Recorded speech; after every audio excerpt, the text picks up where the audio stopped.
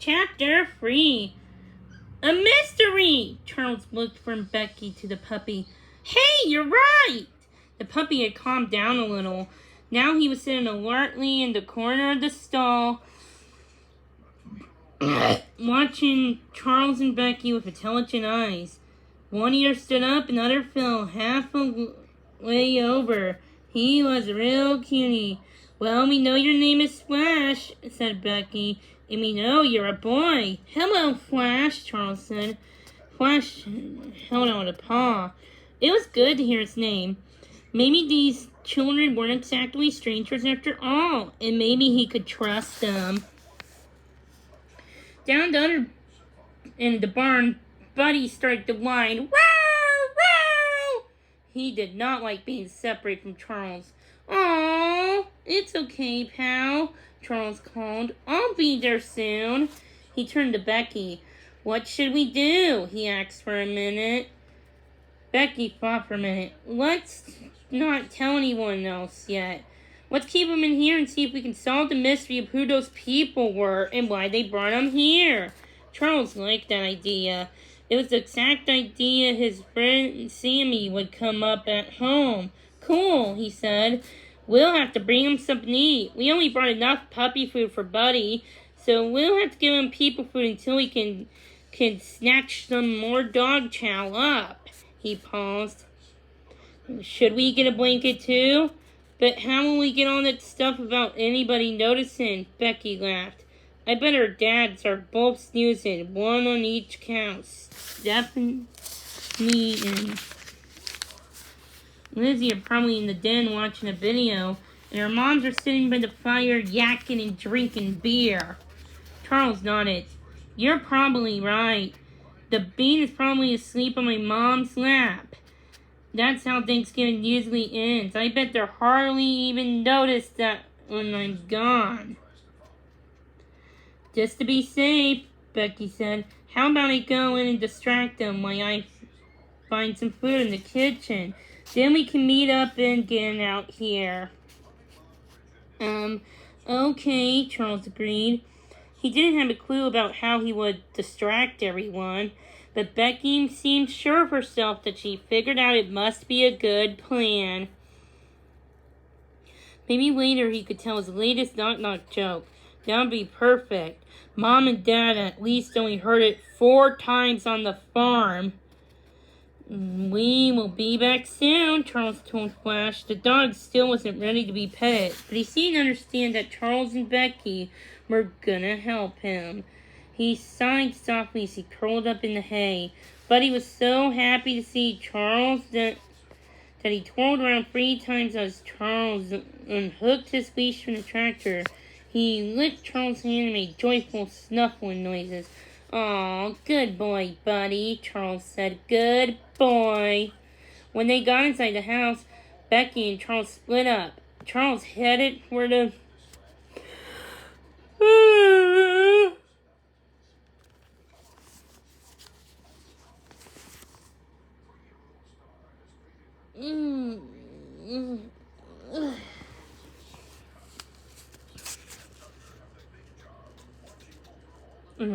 Sure enough, the scene was exactly as he and Becky pictured it.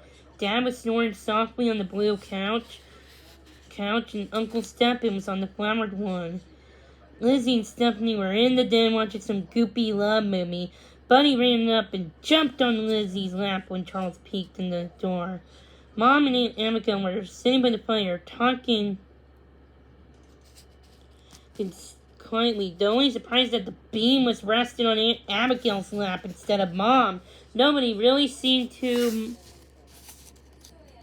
need distracting, but Charles had a job to do. He had to get right to work. "Hey, Mom," he said. "Knock, knock." His mom sighed. Sometimes Charles had a feeling that she could be tired of his knock-knock jokes, but how could that be? He was always coming up with new ones. It wasn't like he told the same one over and over again. Not too many times. "Who's there?" Aunt Abigail asked. "Lena," Charles asked.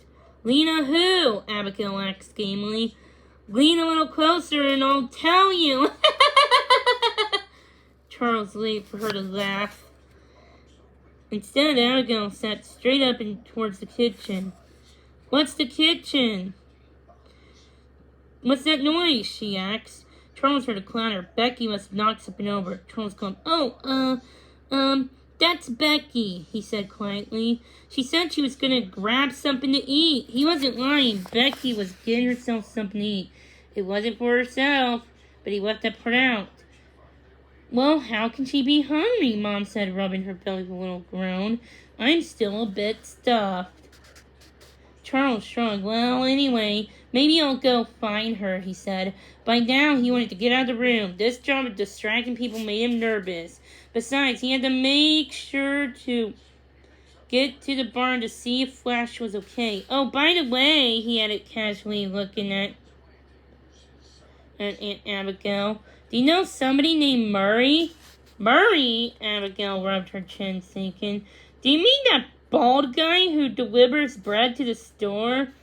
Maybe, Charles said. He hadn't gotten a good look at the man in the car. Maybe he was bald. Does he live around here? Oh, gee, I have no idea, said Aunt Abigail. Miss Daniels down at the store might know. She gave Charles a curious look. Why do you ask? Charles wasn't sure to say. Luckily. Just then, another crash occurred in the kitchen.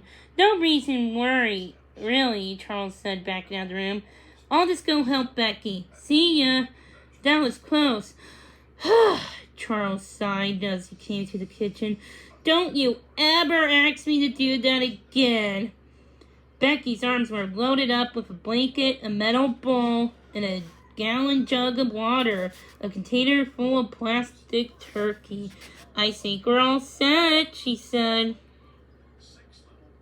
Are they suspicious? Not very, Charles said, looking over his shoulder. But Flash, let's get out of here. Flash is probably hungry. He was hungry. The puppy gobbled down 3 big pieces of turkey in about 3 seconds. Then he looked up eagerly at Charles and Becky as if they had more. At least they had enough food in this good place. And this little room was cozy enough. Flash didn't like being locked up. But as soon as he would find a way out, he would have a chance. Then he could get back to his own people. Meanwhile, as long as these children kept bringing him food, he might as well hang around. By the time Charles had already finished up the turkey, he seemed to consider Charles and Becky his friends. He nudged their hands with his nose, looking for pats, and even licked Charles' cheek. They sat in the corner for a few minutes in the stall, petting the silky puppy and talking about how to solve the mystery. Then it was time to head inside before the grown-ups realized they were missing.